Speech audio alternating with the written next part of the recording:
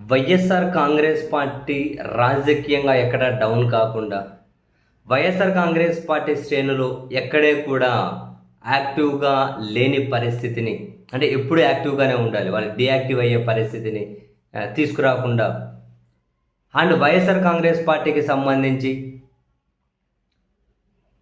మరికొందరు కొత్త energetic young లీడర్లను కూడా, అంటే మెరికల్ లాంటి వాళ్ళను బయటకు తీసి ఈ బాధ్యతలంతా కూడా చంద్రబాబు నాయుడు గారి నేతృత్వంలో కూటమి తీసుకుంది.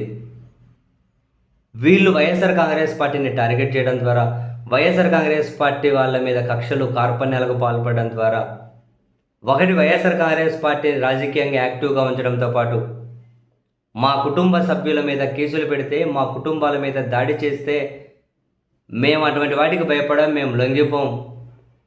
ఒకరిని జైల్లో పెడితే మరొకరు మా కుటుంబానికి ఏమంటారు అండగా ధైర్యంగా ఉండడానికి ముందుకు వస్తామని ఇటు వైఎస్ఆర్ కాంగ్రెస్ పార్టీ నాయకులకు సంబంధించిన కుటుంబ సభ్యులు ముందుకు వస్తూ ఉండడం, అరే తదుపరి లీడర్షిప్ కూడా తయారైపోయిందని చెప్పి నెట్టింట పెద్ద చర్చ జరుగుతూ ఉండడు. ఇప్పుడు అంబటి రాంబాబు గారి కుమార్తె మౌనిక గారు ఉన్నారు. తాను ఎంత ఎఫెక్టివ్ అంటే, ఇప్పుడు అంబటి రాంబాబు గారిని అరెస్ట్ చేసిన తర్వాత ఇంక వాళ్ళ ఇంట్లో ఎవరు అందరూ ఆడవాళ్ళే, మహిళలే మిగిలారు.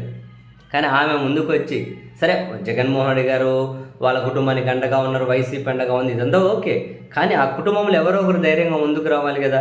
ఆమె ముందుకు వచ్చి ఒకవైపు కూటమి ప్రభుత్వాన్ని చీల్చి చెండాడుతూనే, కూటమి ప్రభుత్వ వ్యాఖ్యలను తిప్పికొడుతూనే, ఇప్పుడు కొన్ని వ్యాఖ్యలు అయితే నిజంగానే టీడీపీ ఎమ్మెల్యే గారు అన్నారు, మీ నాన్న మీకు ఇటువంటి బూతులు నేర్పే సంస్కారమే నేర్పించమని చెబుతున్నారా మీ పిల్లలకు అని చెప్పి మౌనికని అడిగితే ఆమె రిప్లై ఏంటి, అటువైపు వాళ్ళు బూతులు తిడితే కోపంలో నేను కూడా తిట్టాను, కోపంలో కూడా అలా తిట్టకూడదు, అందుకే పశ్చాత్తాపం వ్యక్తం చేశాను అనే సంస్కారం మా నాన్న మాకు నేర్పిస్తున్నారు. కానీ మళ్ళీ పదే ఇళ్ళ మీద దాడి చేస్తాం, మరణ ఆయుధాలు తీసుకొని దాడి చేస్తాం, హత్యా ప్రయత్నాలు చేస్తాం, ఇవన్నీ చెయ్యాలని మీ పిల్లలకు మీరు నేర్పిస్తున్నారా అని అడిగింది ఆమె ఎమ్మెల్యేని.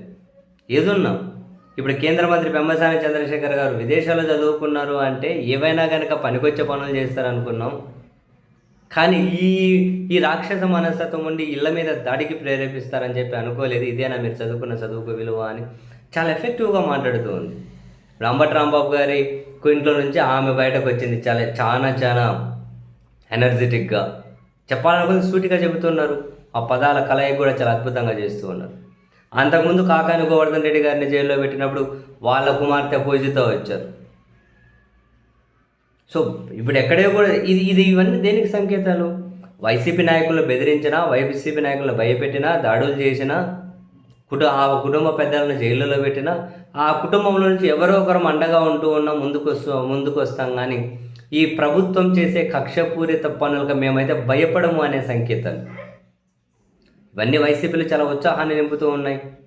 ఖచ్చితంగా వైసీపీని రాజకీయం అనేది చాలా యాక్టివ్గా చేస్తూ ఉన్నాయి. మరి వాళ్ళని యాక్టివ్ చేస్తున్నది కూడా చంద్రబాబు నాయుడు గారి కూటమి. వాళ్ళ పని ఏందో, వాళ్ళ పాలన ఏందో వాళ్ళు చేసుకుని ముందుకెళ్తే అయిపోతుంది. ఈ దాడులు, దౌర్జన్యాలు, కక్షలు, కేసులు, అరెస్టులు ఏంటి ఇదంతా? దీనివల్ల వాళ్ళకే నెగిటివ్. కానీ వైసీపీకి ఎట్లా నెగిటివ్ అవుతుంది? ఎవరు భయపడట్లేదే. ఒకరిని అరెస్ట్ చేస్తే ఆ కుటుంబంలో ఇంకోరు బయటకు వస్తూ ఉన్నారు.